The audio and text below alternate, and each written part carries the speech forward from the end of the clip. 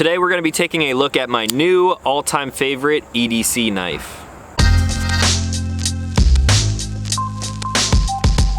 What's going on, everyone? Back with another episode of Stuff and Things, and welcome to the first ever 5 Minute Friday. What is 5 Minute Friday, you ask? It is a new series that I'm adding to the channel, and basically it is a series where videos that typically would not be made here on this channel will come to life and have a place to live. I got the idea the other day when I was doing some research on a new light that I was looking to purchase. I do research on items before I buy them, just like everyone else. So of course I go to YouTube, type in the name of this light, and almost every single review that popped up was like 15 to 20 minutes long on just a light. Now don't get me wrong, I'm definitely guilty of putting out some videos that could have been a lot shorter, but I do try to pack as much useful information into my videos as possible without going too overboard. What I wanted when looking for info on this light was something very simple. I just wanted some technical specs and then user experience, and then possibly user preferences and small comparisons as well. So I thought, hey, I have a lot of items, whether they're EDC items or technology or even just questions that people ask me all the time. I have all of these ideas for videos, but I haven't really found a way to mesh them naturally into a video that I would be comfortable with putting on my channel. I would either have to add too much information around the subject to make a full video that people actually want to watch, or there wasn't quite enough information and the video would be very, very short.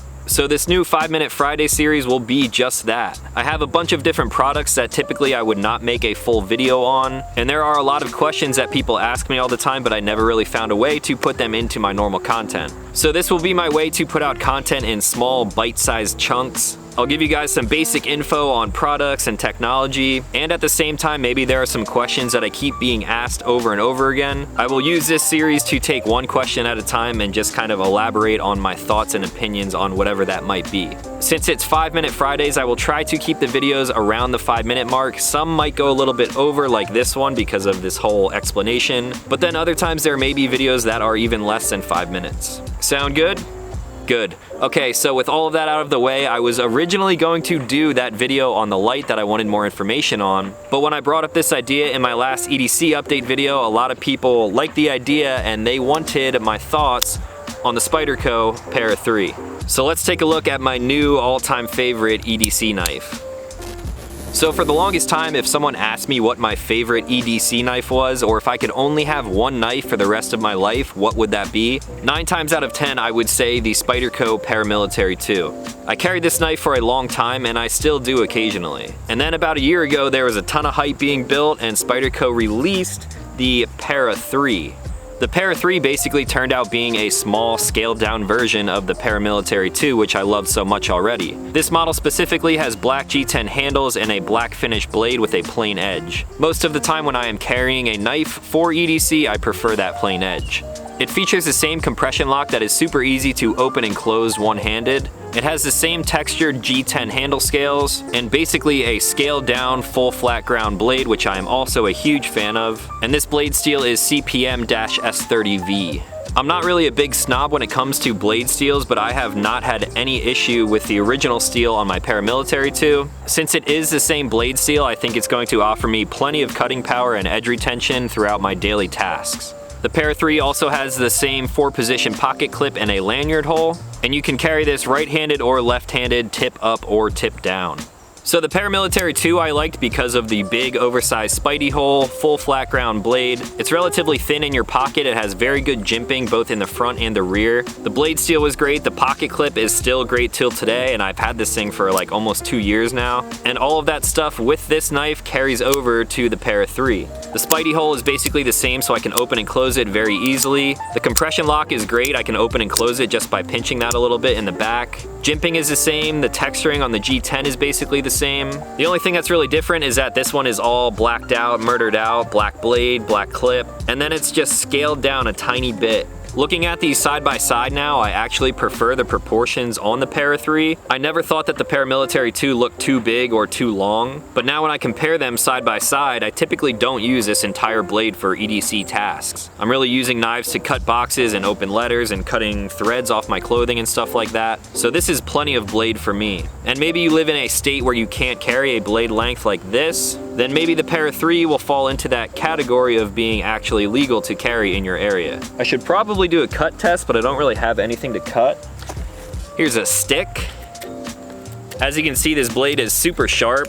I actually cut a 2x4 with this earlier. I kind of like shaved down the sides of it when I was filming a Sunday gun day. The edge retention is great on this thing. And then here's a leaf. You can still cut little slivers off of things like that. No problem at all.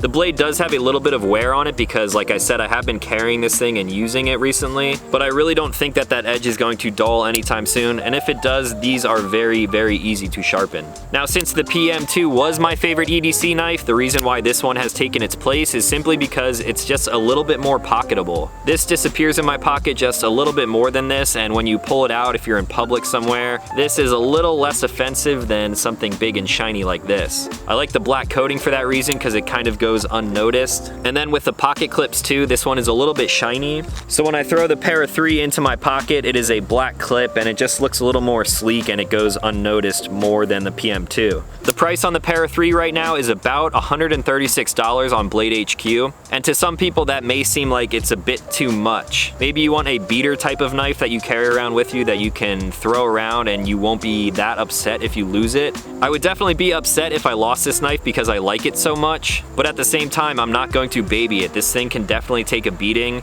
The compression lock is super stiff. It's just all around a very good blade, and there are a ton of other people out there who feel the same way. Here's a quick look at the centering on the blade. It might be kind of hard to see, but it is dead center in there. Overall, it's a very high quality knife, and it's something that I definitely recommend you guys picking up and checking out for yourself if you are in the market for a new EDC knife.